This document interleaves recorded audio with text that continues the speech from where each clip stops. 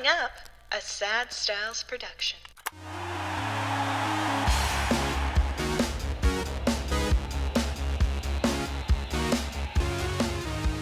Hello and welcome. My name is Mike Aaronworth, signing on to the sign-off, a Frameworth podcast once again.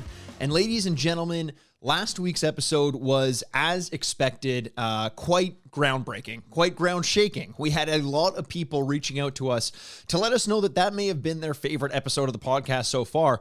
Lo and behold, this is not a shot at any of the guests that we've had on this podcast to date, but this story, the Rick Nash story, or as it's come to be known, the Rick Trash story, again, not a shot at Rick Nash, just a explanation, a strange explanation of the events that occurred, seems to have kind of captured the imaginations of the people listening. We got a lot of listeners writing to us, asking some more questions, and feel free to do that on any of our social media channels. You can also send us some questions or comments at signoffpod@frameworth.com, and we will get to those on air as well. This week, though, is quite a transition. Yet another major guest announcement that we're having, and it's Doug Gilmour, one of our favorite athletes to have here at Frameworth. He's been involved with the company for as long as the company's been around. My dad and Doug go back a long way, and they were even involved in a restaurant opening way back when called Garduni's. And if you used to go to the games at Maple Leaf Garden, you'd actually remember this restaurant potentially right across the street. So it was great to be able to sit down with Doug and get a sense from him of what it was like to come into Toronto as essentially our savior and lead us to some of the most memorable years we've had in recent years. I say we, I am from Toronto, and we in Frameworth are located in Toronto, so it's hard to separate the two. A little bit of bias there. But we also got to ask him some great questions about what life is like after the NHL, and not the typical questions you'd normally get to ask. Doug has very heavily involved himself in a lot of business opportunities, and that's kind of what we're here to explore. What exists out there after an enormous life in the NHL? What is there to do? And Doug clearly has a specific path to follow, as do many of our guests here. So I think you're going to love hearing what he has to say about ways in which he's kept himself busy and kept changing the realm of hockey once he's hung up the skates. So that's it. That is enough of my voice for yet another week. I will lead you into the interview, and I can't wait to show you guys what he has to say. We'll see you guys on the other side.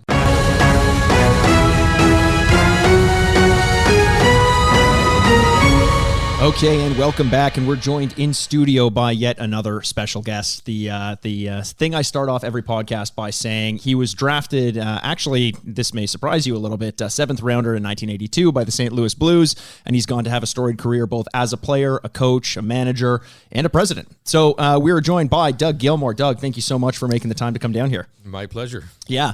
So as we say to all our guests, one thing that we like to focus on, because we know that a lot of people are on a lot of podcasts talking about their career in the early days, et cetera, et cetera. We'll get into a little bit of that, but we also do want to talk about sort of the business of sports. And one thing that my dad has teased on previous episodes of the podcast is a restaurant that our listeners have actually been very interested in hearing more stories on, that opened up across the street from Maple Leaf Gardens, and it was one called Garduni's, and that's something that you had a very big involvement in as well. So that's just to kind of tease what's about to come. But other than that, Doug, what have you been up to? What's life been like for the past year? Have you heard about this COVID thing that's been going on? It's COVID-15 for me. That's 15 pounds heavier. So, and you just got rid of the freshman 15. Yeah, exactly. Yeah. No, it's been quiet times. Obviously, it's tough to see family. And my parents are both gone too. So, I'm kind of happy in a sense with COVID here. My mom was dementia, so she would have no idea what was going on. So, but you know what? We're taking precautions. We've been home for a year and a bit, and outside, as soon as the weather changes, I get the lawnmower ready. I know. I cut it every other day. Just to keep busy. I was talking to a listener recently who had mentioned how in getting older, there's an excitement to it, because the most exciting thing that's happened to that person in 2 years is that they got a new leaf blower. And it's like, you know what? I used to need a new video game console. I used to need to go to the movies. Now I just need to cut a lawn, and that's totally fine. Exactly the same. My the blower broke the other day. Weed and blower. I thought we were getting into something different there. Got a new one, and it was better. You know what? We've got great neighbors too. That when the weather is nice, everybody sits on their driveways, grabs a drink, and tells stories. Nice. And it's been pretty cool having people like that around. Everybody's safe. They're a lot older, but it's it's something that everybody's going through. Yeah. There's not much we can do about it. What were you doing in terms of work? Because you're sort of a community liaison for the Maple Leafs right now. What were you doing there? We're still doing some Zoom calls. Yeah, like everyone else in the country. Yeah, there you go. exactly. Yeah. So, what was your green screen background? Well, now I'm outside. I've got a glassed-in room outside. Okay, so who needs the green screen? Behind me, it's the pool. I turn the pool light on, and it just different atmosphere. Yeah, so you can look at where you'd rather be. Yeah, usually it's in my office where there's a couple trophies, like the Canada Cup trophy, and different things. So that's nice. Yeah, we'll get into that. So I have a question, actually. I'm not sure if you know this, Dad. This, when I was doing a little bit of research, I didn't recognize, I always thought Killer, which is obviously the name that you're now synonymous with, was a result of you and the way that you played. Now, tell me if I'm right or wrong about this. Killer did not come from your play style. I think it was Brian Sutter who gave you the nickname. And after having heard this, do you know the story now? No. Okay, so after having heard this, I wonder if you actually like that nickname or not. And here's a little hint before he gets into it. Before it was Killer, his nickname was Charlie, and you're about to find out why. Brian Sutter was my roommate for 5 years, probably the most intense player that I ever played with. And coming from you, high really praise. helped me focus on the game. He's one guy, like people say, don't take the game home with you. He took the game home with you. Yeah. And it really taught me a lot. And he sat beside me in the dressing room. If we had a bad game, he's going to get in your face. Yeah. So really intense. And again, I always say he was a big inspiration to show me pound for pound one of the toughest guys I ever played with. So I'm 155 pounds. I got a mullet. And how much did that mullet weigh? Was that an extra 5 pounds or what? Well, not at that time, but he called me Charlie because I looked like Charlie Manson. Didn't know that. Yeah. So after it was Charlie, then people started calling me Killer, but Brian Sutter to this day calls me Charlie. Charlie. So Killer was an All offshoot. this time I've been calling him Killer. I had no idea why. Isn't that nice, Charlie Manson? Yeah. It's like my mom called me Mikey Dikey and then just changed it to Dikey. And it's like, well, I don't know if I love that nickname. It doesn't really work for me that well, but to each their own, I guess. I was hoping that was new to you because. Yeah. So you brought up an interesting point there, before we get into kind of the business end of things, because I know you're heavily involved in that now, but your relationship with Brian Sutter and other players that may have been challenging to you, was that something you looked for in a teammate, someone who was willing to kind of get in your face and save you, or was that more earlier in your career you needed it, and did you become that person later on? It's my story with, I had a lot of points in junior when I left. And, right. Ralston Perina was selling the St. Louis Blues. We didn't have an owner, so it was mid-August, and I was over in Dusseldorf in Germany practicing. I was going to sign with the team there because they didn't have a general manager in St. Louis yet, nothing. So I was there for about 2 weeks, and I called my agent, Larry Kelly, and I said, Larry, they want to sign me. He goes, go to the airport right now. Get out of there. Huh. So I left my equipment, everything, got out of there. And got home, and then Harry Arness bought the hockey club. And then Ron Caron came in, and then they signed Jacques Demers, so they signed me. And going into camp wasn't easy because they had Bernie Federko, Blake Dunlop, Mike Zook, Larry Patey, Alain Lemieux, Mario's brother. So there was a lot of center. Yeah, And Jacques said, if you can check, you can stay. So, coming from getting a lot of points in junior, I've got my contract at home. It's 65 pro, 23 minors. So after 40 games, it's a one-way deal. Okay. So whatever it took, I wanted to. You were there. So I got to play against Gretzky, Denny Savard, any best centerman in the league. I got to play against. And you were checking them. So, I had that lined up as well. You have some famous battles that you've had against Wayne Gretzky, specifically in the playoffs. And I always wonder, as someone who is such a defensive-minded forward, were you someone who was looking forward to those matchups, or was there always an element of like, this guy might show me up? Well, I think the biggest thing is growing up for me in Kingston, Ontario, I was a defenseman. Right. And Bobby Orr was my favorite player. Did you wear number 4? I did. You did. Nice. I did. It's a number 4, Bobby Orr, number 4, Doug Gilmour. There you go. Yeah. It works. You kind of, interior rhyme, but we'll take it. We'll accept it. And then pretty much in junior, when I moved to center, you started watching all the NHL games, and my favorite player was Wayne Gretzky. Right. So obviously having the opportunity to play against him, I think firsthand was like the 87 Canada Cup, to see how really fast he was in practice. And it blew my mind, like how he could cut. And we'd do 2 minutes one way and then 2 minutes the other way. He led the way. And that's Mike Gardner, Paul Coffey, Messier, Glenn Anderson. But once he cut, he was gone. Right. So you take everything in. And I used to tell kids in junior, especially my kids, when you're on the bench, watch who you're playing against, and whoever your favorite player might be, watch what he does. Sure. Just learn from it. Sure. And I tried to kind of copycat him behind the net. That was something that I learned, and which was a benefit in one of your goals at least. Yeah. But it was, I practiced it in junior, and then when I got to pro, just to check these guys, and we were winning 5-2 in St. Louis against Edmonton, and going in the third period, maybe they were a little bit hungover, but now it was time to kick it in. Sure. We lost 6-5. Oh no. That's how good. When they wanted to, they just threw it on. Curry, Tikkanen, Koff, so much speed.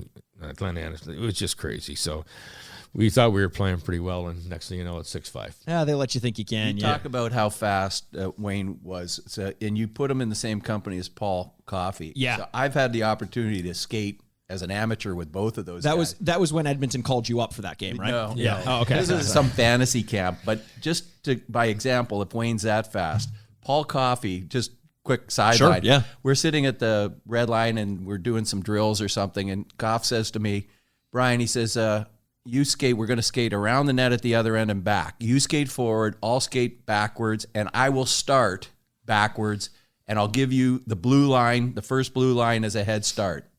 He caught me by the center line on the way back, skating backwards. So if he's that, and I'm not, this was years ago, so I'm not that slow. Right. But if Wayne's that much faster, that just blows me away, that story. That's impressive. Now, you mentioned briefly that you started off as a defenseman. I think you were about 16 years old when you stepped up as a result of an injury. Is that right? And you just kind of never looked back? No. Well, I played Tier 2 in Belleville Bulls when I was 16, and in the playoffs I played left wing because of an injury. But when I got drafted to Cornwall, there was a guy named Gordy Woods from Kingston, and he knows my family and stuff, but he was going to take me. The Cornwall won the Memorial Cup the year before with obviously Dale Howardchuk and Danny Dow was their captain. So Danny was leaving, and so I was coming in to kind of take his position. So it... playing defense and you see the whole ice, pretty much the same as a centerman. For sure. And again, I got to learn I played against Dale my whole life. Kingston, Oshawa, and Peterborough were in the league. Belleville and Trenton, that's the team. So to watch Dale progress like he did and to play on the same team with him, wow, what a player. Yeah. I just have a couple more questions about kind of your pre-NHL days because that's always kind of fascinated me. I've always wondered, as someone who was very far away from any semblance of glory in professional sports, but I watched the younger kids play. You won the Memorial Cup. Is that something, like, where does that rank among your achievements as someone who's had a very storied career? I mean, you talk about 1987 and the Canada Cup. Where does the Memorial Cup rank? Because it is one of those moments similar to like a World Juniors where you may only have one shot at it or one shot at Rookie of the Year. How much weight do athletes put on that? Well, after you win the Memorial Cup back in that day, and you go to the World Juniors as a team, not as an all-star team. I actually didn't know that. So we picked up Gilbert Dion, one line and two defense and a goalie. Corrado Mikulev was a goalie. So now I went from third line to fourth line. Huh. So just say there was 10 teams, maybe 12 teams. We were 12th. So that was the last year they ever had a team go. That's when they put an all-star team together. I guess. Yeah. That seems to make a bit of sense. So, yeah, and that was in Germany. We played. It was a great experience. And then playing juniors, especially my first year, I was eligible for the draft, but I got passed over. I went into camp that year. There was a guy that jumped on the scale before me, 230 pounds. It was Jeff Crawford. He was a fighter, and they released him, and he went out west. I got on a scale, and I was 140. So so again, I got passed, and we won the Memorial Cup, and it was a great year. And then the next year, that's when the scouts come in. They weigh you. Central Scouting will do that. So I'd have my jock on. You grew the mullet out. I had the jock on, and I had a lot of coins. And so I'm trying to hit like $150 now for the up-and-coming draft. I drink water and eat as much as I could before I knew they were coming in, so I could raise my weight up a little bit. So back to that. But we had Scotty O'Neill on that team. Mark Crawford was our captain. Fred Arthur was a first-round pick to Philly, and he became a doctor. Fred Boimstruck was on the team. He was with the Leafs for a little bit. Dan Frawley played in Pittsburgh. So the list goes on, the names that we had, and had a great future after that. So, I can't say enough. Just learning from like Scotty's from Kingston, Arneal, and I always played up a year until I got to midget, and they wouldn't allow that anymore. Okay. So I went back with my own age. Now, your NHL career speaks for itself. I mean, we've mentioned this a few times on the podcast about the weight that you brought when you came to the Leafs and kind of showed us some hope. There was more talk about the weight, not that he brought, but the weight that he lost. Oh, yeah. Remember every game that he went out there and played with the Leafs, and there was talk about how does a guy like that? You used to lose 3, 4, 5 pounds a game. Yeah, I would lose a lot of weight, but in the playoffs especially, you'd lie down on a table right after, put intravenous and put the electrolytes back in your system. And I'd go home and like I didn't even play. So, you go home, have a bite to eat, and you're right back at it. Oh, so wow.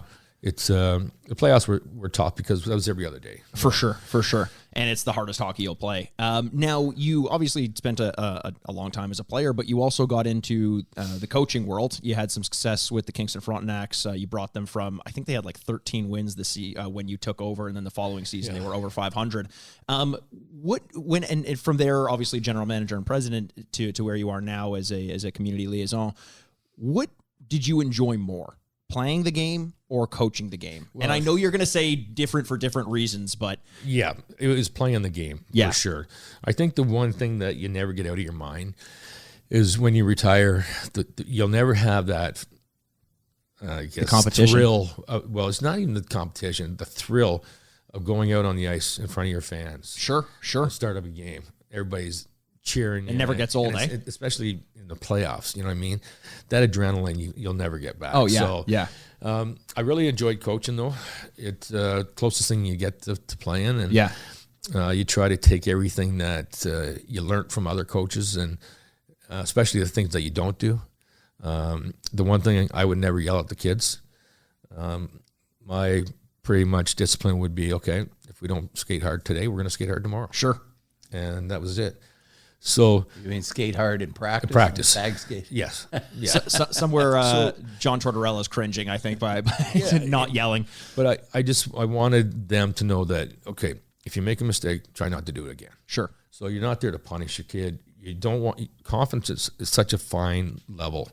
And when you give the kids confidence to play, they're going to play that much harder for you. For sure. So, yeah, I enjoyed that. And then the owner, after my third year coaching, the owner said he wanted me to do both, GM and coach. And I said, I can't do both. Yeah. That seems like a big ask. Unless I had somebody that's going to do all the scouting pretty much, because all our games are on the weekends, right? Which you did a little bit for the Leafs before the Frontenacs, right? Yeah, I was player development. It's more go see the players that they already drafted. Like I went over to Russia a couple times to see Kuhlman play. Yep. And so, yeah, it was different.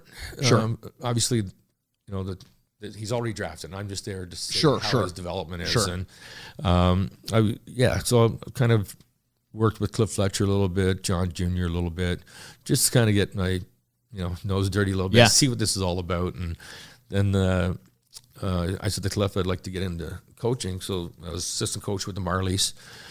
for about 2.5 months, and then Kingston called, and I decided to go coach in junior. Awesome. And it was a great experience, and it's something that it's the GM side was pretty cool too. Yeah. When it's draft time and to see the face of the kids, but the one thing I hated about it is that when I had to cut a kid. Oh, I bet. And it's like I'm killing their dream, and you got to stay positive, and you're close, and in reality he's not. Right. So it's something, or even if you have to trade a kid, for sure, it's shattering at that point. It really is. You're sitting there in a position in at that level of play that when you cut a kid, that's it for them. It kills. I mean, if you're already in the NHL and you cut them, at least they had a chance to be in the show. Sure. But when you cut them before then, you don't get a chance. Yeah. I had one parent. He was very wealthy, and his kid, he was a top 2 centerman.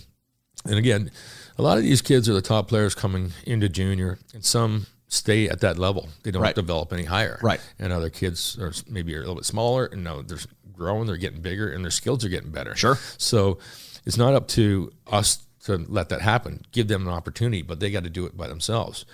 So this one kid decided to come in. He played power play, regular shift, but he wanted to kill penalties. And I said, well, what about the third, fourth line guys that protect you and go through the wall for you? And I got to give them a role too. Yeah. So I guess he went and spoke to his dad, and so played that one night. And I'm walking out, and there's his dad talking to the owner of Kingston. Jeez. Oh my God. And so I get home, and the owner calls me. I said, okay, what was that about? And he goes, he wanted to know how much the team was. He wanted to buy it so he could fire me. Oh my God. Come on. So you talk about karma. Yeah. About 2 weeks later, he gets caught trying to outrun cops at 3:00 in the morning. And Did his dad buy him out of that too? Or? Well, my nephew's K9 in Kingston, so his dad said, well, what can you do for us? I said, nothing. You got to fight this one on your own. Yeah. So I can't do anything if I'm fired. What goes around comes around. Always. Yeah. I always have this kind of weird question. Like I know that times have changed, and players nowadays, kids nowadays, like if you're to compare your team that you were coaching to the team that you were playing on when you were in junior, how would they stack up? Is there a comparison to be made, or is it just the game has changed too much that you can't even make that? Yeah, I think just the systems alone. Yeah. When you pinch in, back in our days, you didn't pinch in. Right. As Kenny Reed says all the time, pucks deep. It's like, people to this day, they want to get the pucks in deep and then go get them. Well, in my days, I'm not going to throw the puck in sometimes. Right. Because I'm not big enough to get it back. Right. So I got to try to make a play. Sure. So I know Burnsy, one game we were playing, and I lost the puck first shift of the game, and they went down and scored. I didn't see the ice till the third period, and I was pissed. Yeah. But you know what? If you see the fourth line guy, if he does it, he's getting benched. So I'm going to bench you. Sure. Show everybody else that don't do it that way. You can't do it that way. Yeah. Especially the first 5 minutes, the last 2 minutes. Right. Don't lose the puck. Right. So, yeah, the game has changed. Equipment's much better. Everything else. So tough to say. It's in our days, hooking. You know what I mean? Like when my kids watch the '90 playoffs. Yeah. They'll go, what are the rules? It's like you don't know. Like if it's boarding, maybe cross-check into the head or something. Yeah. The hooking, like we would hook a guy to go take off on a breakaway. Right. Like slingshot yourself. Yeah. So it just things have changed. It's tough to compare. One thing that obviously hasn't changed is I think your sway and your presence here in Toronto. I think it'll kind of always be that way, and it was certainly that case as we mentioned before when we started to talk about opening up Gardooni's, and I'd love to get into that because for the listener who hasn't heard of Gardooni's, we've talked about it on earlier episodes, and especially if you're not in Toronto, it's likely you wouldn't have heard of it, but it was a mainstay for anyone who was going to Maple Leaf Garden. We had Bob McCowan on recently who had spoken about how you had to run double shifts nights before the game. People had basically an hour to get in, get out. Well, that didn't really affect Doug. No, He'd of course. be already in the dressing room. Yeah, no, well, yeah, but intermission on the other hand, no. But this was kind of where people would go, and sometimes they would see some of the players or some of the athletes. I know we talked about the WWF being there, but why don't you walk us through, Dad, the process that kind of got into your head about starting this and how Doug got involved? Well, Doug got involved. It didn't end up in terms of a full-fledged partnership. At the beginning, we were all on side and we were going through with it. Right. And Doug was a big part of that. But he had such a big year the year before, he literally had to back out of the partnership side of it because I believe it was the Maple Leafs that said, "Hey, now we own all the marketing rights. You can't do things on your own anymore," because that was Correct. part of you signed Hesper. a big deal that time. Well, with Hesper, Diesel, Right. Steve Davies, that I said to him the following year anyways, I said, sign me to a contract. Otherwise, the Leafs. Yep, they're going to take it. And he didn't listen. And so I signed a deal with Carhu, which was Coho Titan. Right. And that was, big dollars. Well, I got to start with, though, I can't remember the exact time that we first met, but I do remember some good times. And I remember when you came to Toronto, the whole team turned around. I mean, it was, and that's the same time we started up our business. We started in 92, and the Leafs just became the thing. The Blue Jays were hot. Yep. The fan radio just started. I couldn't have picked a better time, fortuitous. And then we ended up with, when I saw the restaurant open up across the street or go bankrupt, and I called McCowan and I said, I got this concept, and if we get a few big celebrities involved, that place is going to be jammed not only on game nights, but every night. Right. And so that's when we had met earlier through Steve Davies, who wanted to do a memorabilia piece, a print called Killer Blue. Remember that? It was a black and white sketch. I forget who the artist was. Yeah, it was like just dots. Yeah. And it was a really cool piece. So he came to me and he said, hey, you know what? You're in the memorabilia business. I don't know how he found me because I didn't know Steve at the time. Maybe I'd done some framing for him or something. But he introduced me to Doug. Well, okay, this is my first big celebrity hockey player that I met, because we were talking about how I never knew the players to get autographs directly.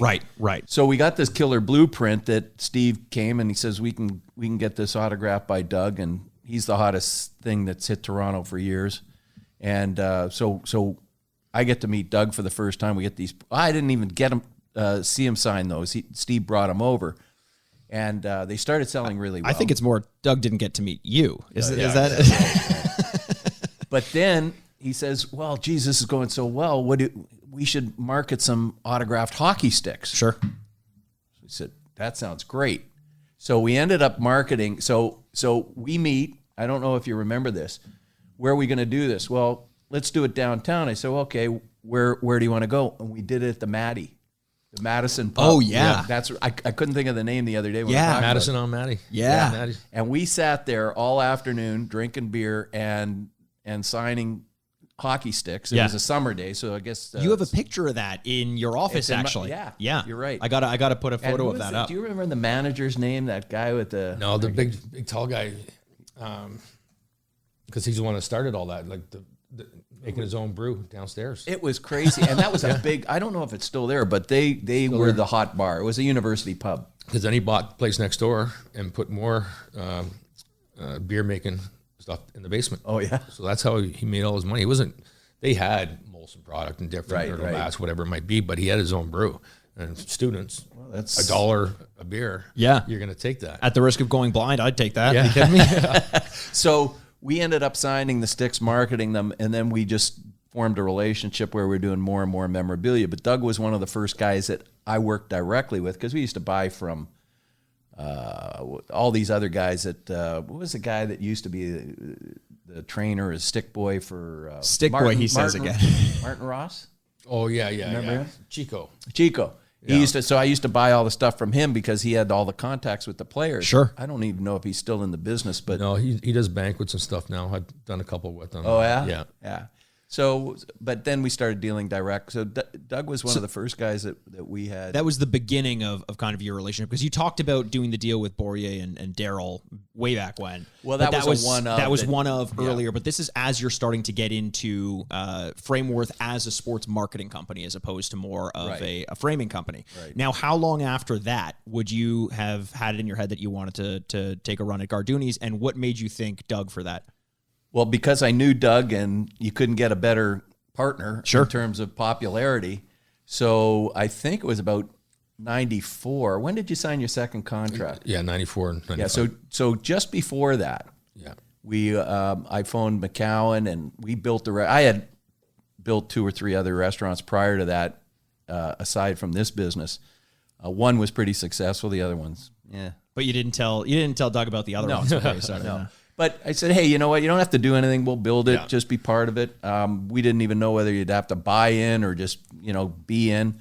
But so it didn't end up to as a partnership long range. But boy, do we have a great opening day. I told the story with McCowan how I got all these big celebrities like Bare Naked Ladies to come. Oh, I was going to say, do you remember who you kicked off stage to get to go give? Doug got up there and gave a little bit of showed us his vocal range as well. Yeah, for sure. Yeah, it was great. Shirt off, everybody was. I'd say, hey, you can't be publishing those photos. Yeah, there's no cameras those days.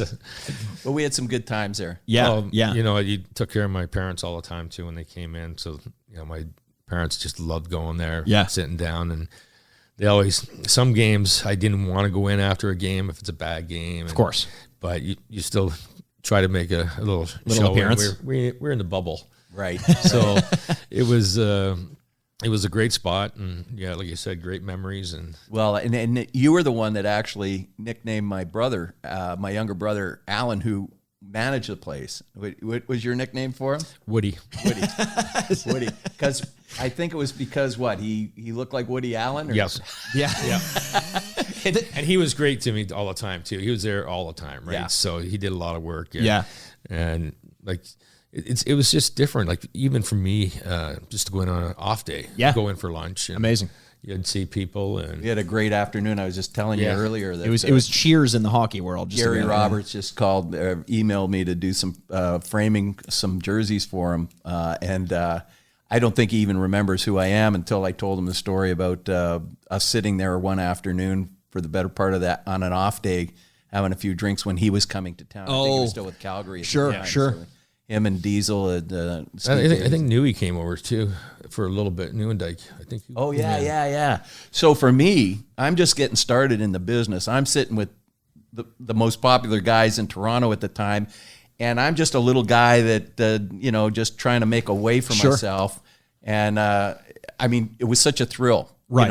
And since then, all those things have led to that. But that was one of the first great experiences that I've had in the celebrity genre with that. Now we've all become pretty good friends. Yeah. And Gary, him and I were neighbors in Calgary for 3 years, and every day we'd go to the rink together. And so summertime, his fitness, that's when he kind of got into the fitness side of it, which he seems to be then he had big the into neck injury and retired for a little bit. Then he came back, but so in the summer months, he had a $2,000 mountain bike, which is probably like 10 now, and I had a probably $200 5-speed mountain bike with a baby seat in the back. So he goes, for a month he's asking me to go for a cruise. So we're going to go 26 miles. And so we do it. And at the end of it, there's a hill at the end of our street, and we're going to race up. So I beat him. He gets up top, gets off his mountain bike, throws a mountain bike right down the hill. And he's so pissed off at me. He goes, you haven't done anything for 3 weeks. Well, I had a gym in my basement, but I didn't tell him. Oh. And I'm not really a biker. I'm a runner. Right. How I'd get my cardio going for myself. But, Gary, he talked about an intense guy on the ice. So you think about it. First game, we play against each other. Yeah. Maple Leaf Gardens, 13 seconds in the game, we're both in the penalty box for punching each other in the head. That's always never always ceases the case, to amaze me. I saw a game last Boston and Pittsburgh with Marchand and Sydney the other day, and they were kind of grabbing each other after a scrum, and and I know they're good friends. Yeah. Right. But on the ice, it's totally different. No, right? it's funny. We're playing. Todd Gill was playing. I believe he was captain in San Jose at the time, and Dave Ellett was retired, so he came to watch the game, and same thing. We're slashing each other, and he slashes me. He gets a penalty, comes out of the penalty box, scores. They win the game. So everybody's going, "Where are you going?" His teammates are going, "Where are you going?" Gilmour, Dave Ellett, and I were all going out. He goes, "You guys were just hating each other, and now you guys are going to go for beers?" It's like, oh yeah. So it's a great funny feeling. How you know who the guys are that are going to compete against you, Sure. and everything else, and you want to win. And Without naming names, obviously, we're like that. That's the case with some people that you get into it with on the ice. But were there some players out there that it wasn't just about the game? Like it got kind of personal, or that you? There's one guy indirectly that I didn't like, and I tried to fight him every time I played him. Kasperitis. Oh, okay. He ran over J.P. Dumont one game and knocked him out. So I remember it was in Buffalo, and I'll tell you another story about Buffalo afterwards. But so it's game's over, and the bus is parked where we park in the back. So everybody's gone, and I'm still waiting. So I've tried to fight him in the parking lot. Oh.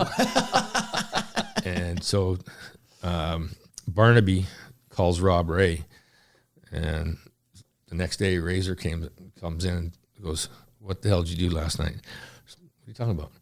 He goes, "Well, Kasperitis got on the bus and he couldn't talk. He was just like he was scared, and didn't know what was going on." And Barnaby says all he said was Gilmour. Is that his version of Red Rum? Yeah. Like if you said your name backwards? Wow. Yeah, and like I got traded from Chicago to Buffalo, and it was different. It was towards the end of my career, and then I signed with Montreal after Saku went down with cancer, and Right. And I'll never forget going back into Buffalo. So we played Buffalo. I asked for 2 weeks to train, so I haven't been on the ice for a month. So I get there 2 days later. We play against Buffalo at home, and Jeff Hackett got hurt, and we lost the game. So going into Buffalo the next game, I got $5,000 on the board to win. Oh yeah, yeah. And Because it's your ex team, right? yeah. That's the tradition. my daughter and her husband now, but her boyfriend at the time, they're coming to the game. And so when, first shift, Vaclav Varada runs over Jose Theodore and knocks him out. So I'm at one end of the ice, and I hear one of my old teammates, right, that I didn't care for anyways. So I go down, I go underneath him, I take his knee out. So my daughter gets to the game, and all they hear is, I don't know what I got, 2, 5, and 10 or something. I was out of the game anyway, so they didn't see me play. So we end up winning the game. So there goes $5,000 to the fine kitty, and I get suspended for 2 games. So there's another $15,000. Oh no, that's an expensive win up on the board, but worth Montreal. it. But worth it. Well worth it. Well worth it. Of course it was. Montreal always reminds me. It was Montreal when you slammed the penalty door so hard that it shattered. Right? You had to me. Have you seen that clip? You haven't seen. So Doug's sitting in the penalty box and he slams the door shut and the glass shatters. And it is the most terrifying thing I've ever seen in my life. You know how in a movie someone will walk away from an explosion and that's cool. It shatters and you just kind of don't even react, and that ice in your veins. We were playing against Carolina, and they were up 3-2 in the series, and I think I took the penalty, and we were already down 4-2 with about 7 minutes to go, and so that could have been my last game, right? Right. So yeah, I took a penalty, I slammed the door, and the glass never breaks. No, of course not. So as soon as it happened, it broke. I put my head down and go, oh boy, I'm in here for a while. The worst part is I had to get out of there for them to clean all the glass up, go sit in the other penalty box. And so George Gillette, our owner, pretty cool guy, and he so we had a banquet at the end of the year, and I didn't know if I was going to sign again or not, but he said, "You know what, thank you so much for playing with the Canadians. We beat Boston, who was number 1 in our conference that year, and bring out a wheelbarrow all full of the glass. Oh my Here you go. So I grabbed a couple of pieces and signed them and then put them in his pocket. So at the end of the day, he went to pick up his jacket. It was about 7 pounds. Oh, that's heavier. amazing. And he looks at it, he goes, I'm going to sell these. You know what? I wish I had those now Exactly. because you put that story together with the glass. If you had that glass, Oh, that is we amazing. Sell plexiglass, game used plexiglass. Yeah. So yeah, it was. Yeah, I guess I was known for breaking the glass. I did really well.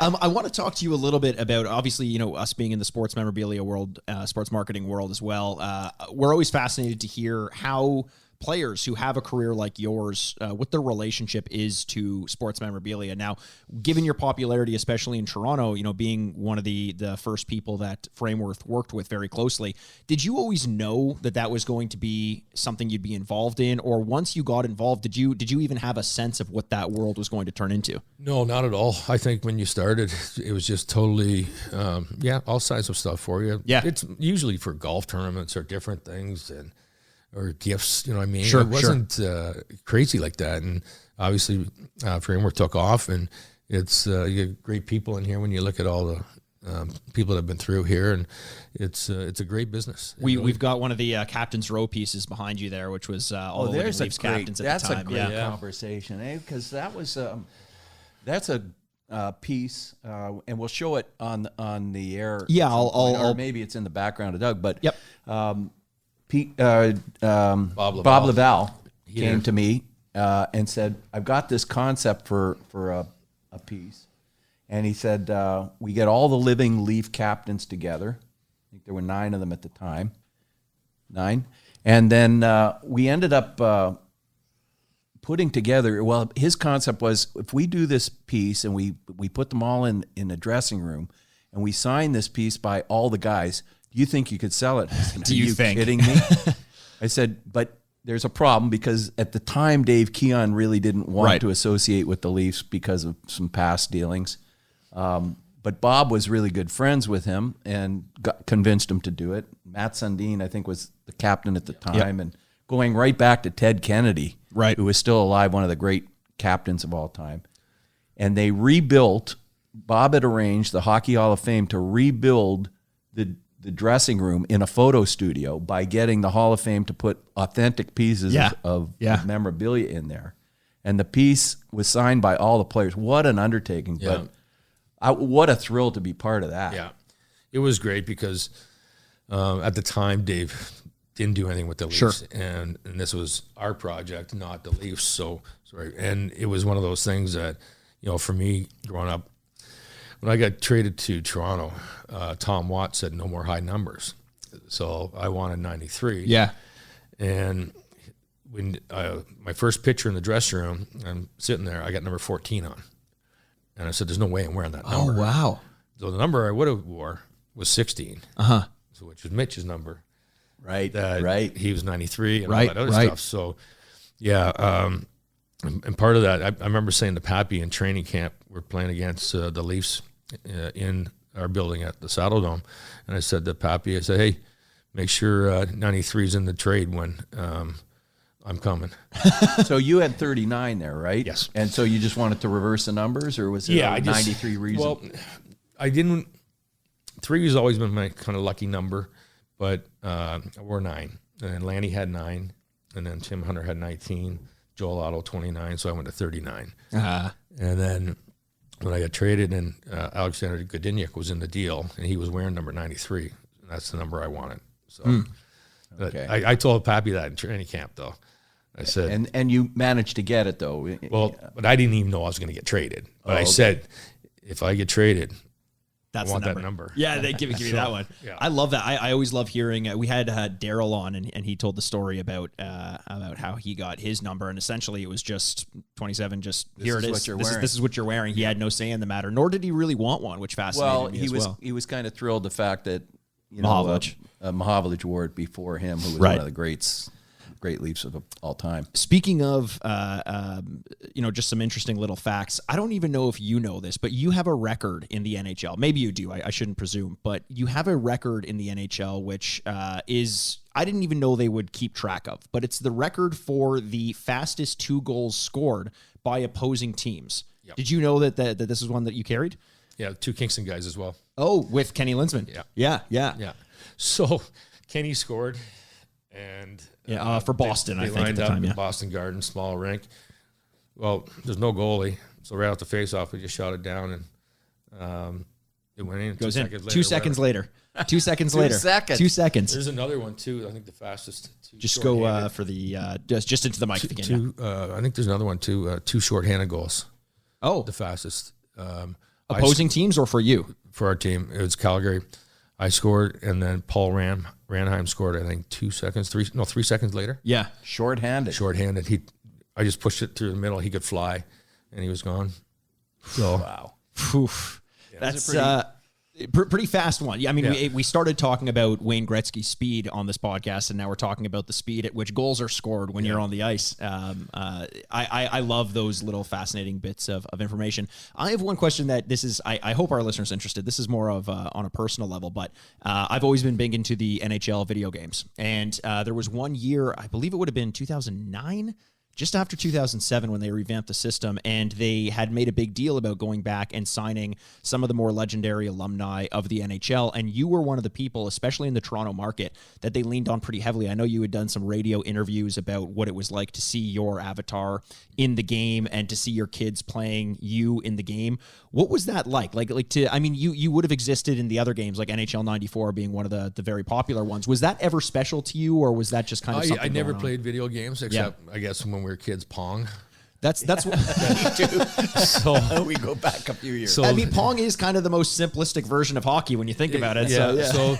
But I never really got into it. And, even though your kids have all the systems and everything, I just never did it. And so I'd watch them and see how it would go and different things. So have you ever picked up the controller and tried No. against them? No, not even. not a chance. That's fair. That's fair. I'm the same way, and this guy is into games like even has his own podcast with Retrograde. The Retrograde. I mean, that's why which though. discusses all those games. That's why I'm interviewing you about having a career in professional hockey, and I'm sitting here asking questions about video games. Yeah. But it's pretty cool, obviously. Yeah. And then in later time, as time goes on, and even the junior kids that play junior, they're in the videos it's very too. big too. Yeah, I mean, you mentioned Mitch Marner. I mean, he goes on Twitch all the time where he basically just streams himself playing video games, which is something that a lot of people completely don't understand. But the way I always like to see it is if I'm a kid growing up and I look up to Sidney Crosby, for example, there's an opportunity to essentially watch him play my favorite sport with a GoPro on his head. Or I can potentially show up to a pickup game and he's there playing. That's essentially the in that they give. So we talk about all the changes in the world of marketing and sports and how that's affected hockey. And I do think that there's an element of gaming that will lend itself well to this world of sports and fan interaction, especially. No question, it'll be a future, but it won't be anything Doug and I. No, fair.